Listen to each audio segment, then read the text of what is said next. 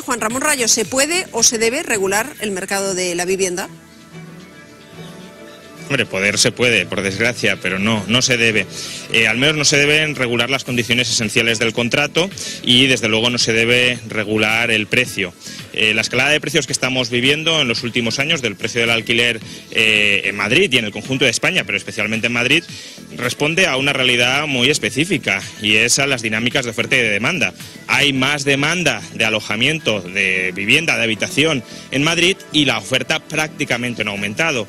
Por tanto, si la demanda crece y la oferta no lo hace, inevitablemente los precios aumentan. Y por tanto, tenemos únicamente dos opciones: o reprimimos la demanda o evitamos que tanta gente quiera venir a vivir a Madrid o hacer turismo a Madrid, o fomentamos la oferta, es decir, permitimos que se construya más y mejor en la ciudad y en general en la comunidad. Fijar precios no arregla ni la demanda ni la oferta, lo que hace es impedir que las dos se encuentren y por tanto que haya que asignar vía racionamiento quién se queda o quién se termina quedando con el piso de alquiler. Javier, por si no lo ha escuchado con todo detalle, básicamente nuestro economista nos está diciendo que esto es una cuestión de demanda de oferta, que es donde hay que atacar, porque lo de regular precios no resuelve nada. ¿Cuál es su opinión? Bueno, eso es lo que dicen todos los representantes del sector, que lo que quieren es que no se regule en favor del derecho a la vivienda, sino que se siga regulando, como se ha hecho hasta ahora, en favor de la especulación y de la burbuja inmobiliaria. Esto que acaba de decir de oferta y demanda es completamente mentira, porque la oferta y la demanda en el mercado inmobiliario son ficticias, son artificiales. La demanda viene principalmente motivada por inversores internacionales, principalmente fondos especulativos, que son los que están comprando la vivienda en nuestro país y son los que han generado esta tendencia y esta burbuja para que suban los precios. En España, en 2017 y en 2018, se ha batido el récord de las inversiones internacionales en el inmobiliario español. En el 2018 también se ha batido el récord de las Golden Visa, que es lo que dan a las personas no residentes en España cuando invierten más de 500.000 euros en el inmobiliario español, te dan un permiso de residencia. Entonces es una política que lo que busca es atraer inversiones especulativas hacia el sector inmobiliario. Cuando habla de la oferta, perdona, pero en Madrid capital sigue habiendo a día de hoy 153.000 viviendas vacías, según el censo del INE, de las cuales más del 80% están en buenas condiciones para introducirse en el mercado. Lo que vemos es que el mercado está regulado, pero a favor de la especulación, del derecho a especular. Lo que necesitamos es que se empiece a regular hacia el derecho a la vivienda. Este decreto es un paso, es un camino en ese sentido, es mejor que el anterior que propuso el Partido Socialista, pero sigue siendo completamente insuficiente. Lo que exigimos es que el Partido Socialista cumpla con los compromisos y que las leyes autonómicas que votó, por ejemplo, en Cataluña, las leyes autonómicas en materia de vivienda, las haga en ley, las convierta en ley estatal. Necesitamos que esas leyes, en el contexto de la burbuja y el sufrimiento que están generando la subida de precios, el incremento de los desahucios por impago de alquiler, se hagan ley a nivel estatal. Rayo, su opinión. Sí, bueno, en primer lugar, no sé exactamente a qué sector estoy representando yo. De hecho, mi contertulio es... Así mismo, sí, es representante de un sindicato. Sí, es representante de un sindicato, por tanto, si alguien sería lobista en este caso, sería él, no yo. Yo realmente hablo en mi nombre y con el mayor o menor acierto del que soy capaz. Vamos a ver, es verdad que en Madrid hay viviendas vacías, pero el número de viviendas vacías en Madrid ha ido cayendo sostenidamente a lo largo de los últimos años. Por tanto, atribuir a las viviendas vacías la subida del alquiler es ir contra la evidencia estadística.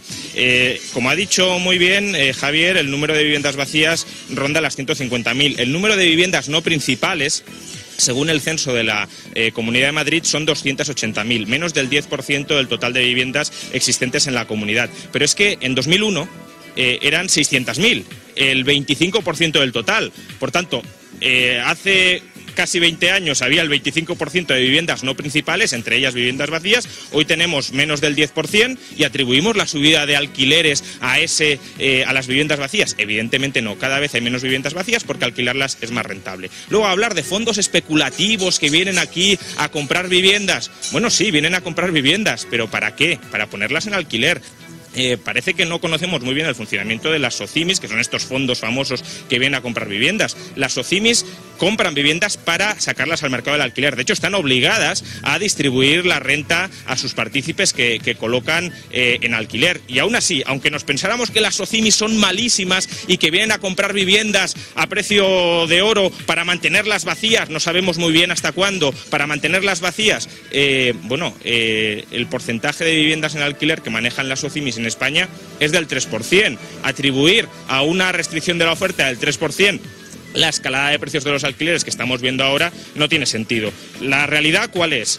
Que en los últimos 3 años 190.000 personas han venido a vivir a la Comunidad de Madrid. Otras tantas han encontrado empleo desde el paro. Y entre medias, ¿sabemos cuántas viviendas han construido?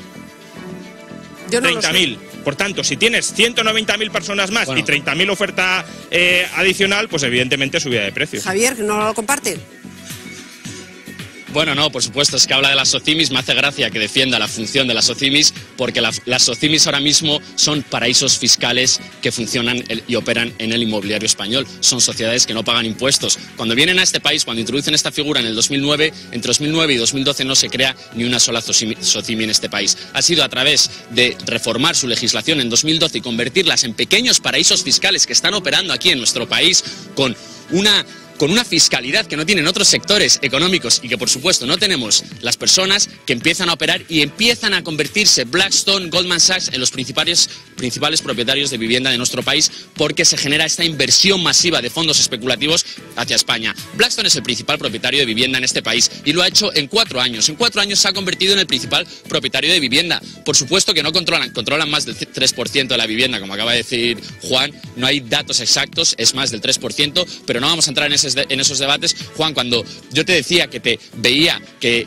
te agrupaba con esos representantes del derecho a la especulación, es porque sois las personas que estáis negando, que estáis haciendo todo lo posible, ya sea a través de los medios de comunicación, a través de cómo votan algunos partidos como Partido Popular o Ciudadanos en el Congreso, estáis haciendo todo lo posible para que no se garantice el derecho a la vivienda. Por eso te pregunto si tú estarías a favor de que se apliquen aquí políticas como se aplican en otros países de Europa. Por ejemplo, dices que no hay vivienda vacía. Bueno, hagamos como en Holanda. En Holanda los propietarios de vivienda son sancionados con 2.500 euros al mes por cada vivienda vacía. ¿Por qué no podemos aplicar ese tipo de política aquí? Le ha preguntado una de las políticas que recoge... Le ha preguntado a Rayo, déjele que le conteste. Sí, bueno, en primer lugar, decir que algún fondo es el principal propietario de vivienda en España es poco decir. En España la propiedad de la vivienda es tremendamente dispersa, el 80% de las familias españolas son propietarias de vivienda y por tanto a poca vivienda que tenga un único inversor ya se puede convertir en el máximo propietario. Insisto, los datos que tenemos es que aproximadamente el 3% de las viviendas en alquiler están en manos de las SOCIMIs. Que las SOCIMIs sean paraísos fiscales o no lo sean, cuando distribuyen dividendos, esos dividendos... ¿Lo son o no? ¿Lo son o no? ¿Son paraísos fiscales o no lo son?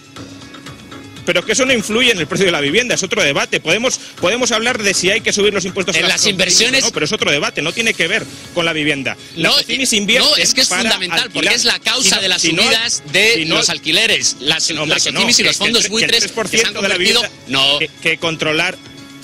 Que controlar el 3% de la oferta de alquiler no genera la subida de precios que estamos viendo. La genera cuando en 4 años se viviendas cuando la población ha aumentado en 190.000. Es que es muy sencillo de entender. En todo caso, ¿estoy a favor de que se sancione a los propietarios de viviendas vacías? Hombre, yo en general no estoy a favor de sancionar a nadie por disfrutar de su derecho, y el derecho de propiedad es un derecho. Si tan rentable es alquilar en Madrid, que hasta viene el capital extranjero a invertir masivamente aquí, ¿por qué hay gente que mantiene una vivienda vacía? Pues porque la seguridad jurídica... Mira, Juan, lo que estás diciendo es que es mentira y es anticonstitucional. Acabas de decir algo anticonstitucional, Juan. El artículo 33... Tener una casa es anticonstitucional. El artículo 33 de la Constitución española recoge el derecho a la propiedad. Y como recoge ese artículo, está sujeto la propiedad privada a la función social de la vivienda. Es decir, no es que porque tú poseas una vivienda puedas hacer con ella lo que quieras. Y menos... Javier, pues lo que estoy diciendo es que está claro que se puede regular según la Constitución. Hemos visto que el Tribunal Constitucional ha avalado la expropiación de vivienda vacía en 5 comunidades autónomas a lo largo del 2018. El problema es que hay comunidades autónomas como Madrid donde no existen esas leyes. Entonces, Es lo que necesitamos, sancionar a los que mantienen vivienda vacía y prohibir que pase como en Argumosa 11, que te expulsen de la vivienda donde llevas viviendo 20 años para subir los alquileres un 300%. Hay que garantizar el derecho a la vivienda, como recoge el artículo 47 de la Constitución, y como recoge ese mismo artículo, prohibir que se especule. Y para eso tiene que intervenir la Administración. Primero, te estás inventando lo que dice la Constitución. La Constitución no dice que es inconstitucional tener una vivienda vacía. Sácatelo, léelo, por favor, saca el artículo y léelo.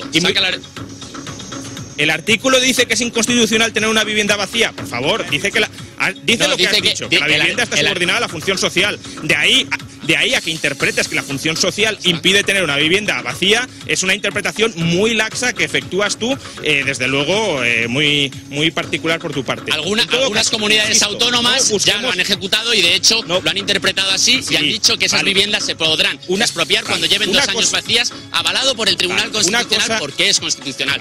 Son artículos fundamentales de la Constitución que luego los poderes públicos tienen que desarrollar e implementar.